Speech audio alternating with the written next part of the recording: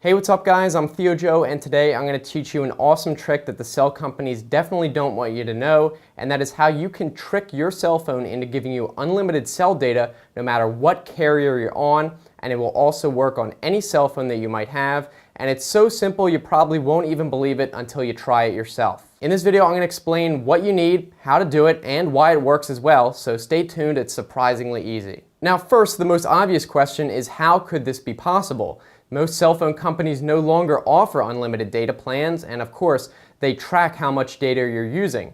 And this is true, but we can actually trick the service into thinking that you haven't used any data at all. You see, cell phone companies keep track of how much data you're using in the following way. Whenever you download a document, fetch emails, stream a video, anything like that, your cell phone downloads that file and then records how much data was used in that connection. After the download is completed, your cell phone sends a TCP data packet back to the cell trunk in the service containing information about how much data you just used for that file, which is called a file report. But knowing this, if we were able to somehow block the file report from being sent back to the cell company, it would look like to them that you didn't download any data at all, even though you did download that file successfully. Now, you may be thinking, how can we block just that file report without blocking everything else?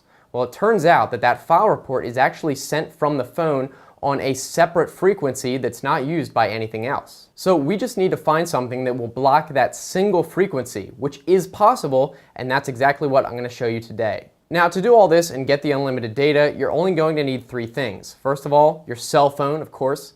Next, your cell phone case. And finally, bear with me, yes, a roll of duct tape. I'll explain.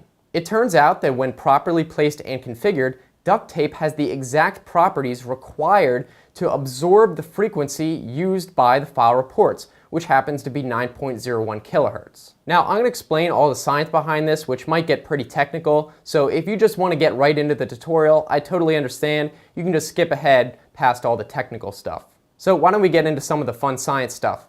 Now, based on several scientific studies that have been done on duct tape, specifically regarding the absorption patterns for electromagnetic frequencies, we know that in the one we're concerned about, duct tape has a transmission value of about 0.001. This measurement would have been done with a tool called a spectrophotometer, but basically all you need to know is that the duct tape is going to block 99.9% of the signal used by the phone to send the file report. We also know, based on several published tests and reports by Bill Gates himself while he was developing Windows, that most network parity systems require at least 70% of an original signal to reconstruct any missing parts. So if the duct tape is blocking 99.9% of it, there's no way that signal is going to get through. The reason this happens and that the duct tape is able to block the signal is that when the frequency is sent out by the phone and tries to pass through the duct tape, it induces a tiny electromagnetic field in the duct tape itself. Because duct tape is an insulator, this field is obviously going to be minuscule,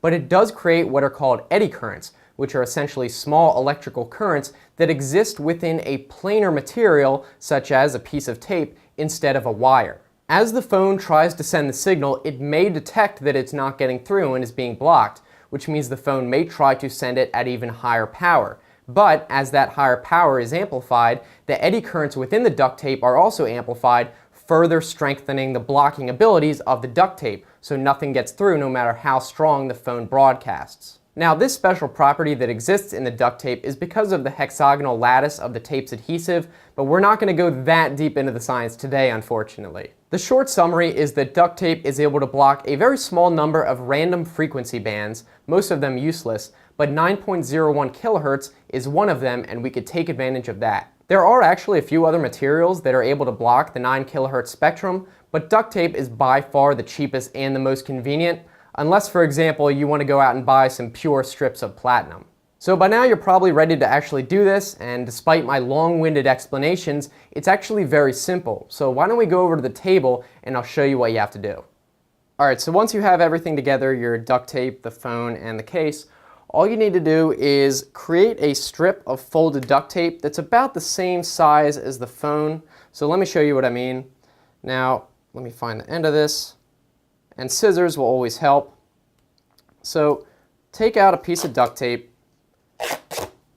and we don't want it to be covering any of the cell phone camera or flash, and this is not going to go directly on the phone. we're actually going to fold it. So if we fold it about this long, that should be okay. So now you can see it's long enough to cover most of the phone, but it's not going to cover the flash or the camera. And we can actually just cut that right now and put it in the case to make sure. Perfect length. So now this is going to be covering a majority of the phone, but not the important parts. Now, this is all that's required. Depending on the thickness of your case and your phone, might be the only thing that's going to fit. But if you could add more strips and layers, that will always make it more efficient. So it might work better if you add more layers. So let's just add a couple more layers, and we can just do that by putting it on like that and folding it over. Just like that. So we have about five or four layers right there. And then all you have to do is stick that in the case so it's not covering up anything, and put the phone in there.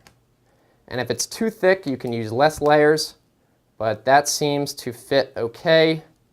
Well, it'll work for the purpose of this video. Probably need to take off a couple layers, but you get the idea. Either way, do not attach the tape and stick it right onto the phone. It'll just make a mess that's difficult to remove, and it's not necessary. So you always want to fold it, of course. And that's all you have to do. Okay, now after that, your cell phone is no longer sending file reports to your carrier, so they don't think you're actually using any data. Now, unfortunately, there's no way to tell if this worked until your next bill comes and you can see the data usage, so don't go downloading tons and tons of gigabytes until you're sure it's working. Also keep in mind, your cell phone in the settings may still show the actual amount of data you're using, but it won't count because it's not actually being sent to the carrier to be recorded. As you can see in my cell phone bill here, it shows that I used 0 gigabytes in the past month, so there was no charge, even though in reality I actually used quite a bit of data, as you can see here in my phone settings. Finally, the best part about this trick is it's not software based, so it cannot be patched by the cell companies. The cell phone file report frequency is determined at the time the phone is manufactured. So the only way the cell service companies could fix this is if the cell manufacturers were to change the frequency going forward. And because this is such a widely adopted standard, that's probably not going to happen anytime soon. So there you have it. You can now get unlimited cell data no matter what carrier or phone you're using, and I really hope you guys found this video helpful. Let us know down in the comment section maybe what carrier you have and whether it worked for you. And also, if you found this video helpful, be sure to give it a thumbs up so I know you liked it. If you guys want to keep watching, I've got some other videos on the right-hand side. I think you'll enjoy those. You can just click those or look in the description for the same link, like if you're on a phone. And if you want to subscribe, I make new videos at least 3 times a week, so I think it should be worth it. I'm looking forward to hearing from you guys either here on YouTube or on Twitter. So thanks for watching. I will see you next time. Have a good one.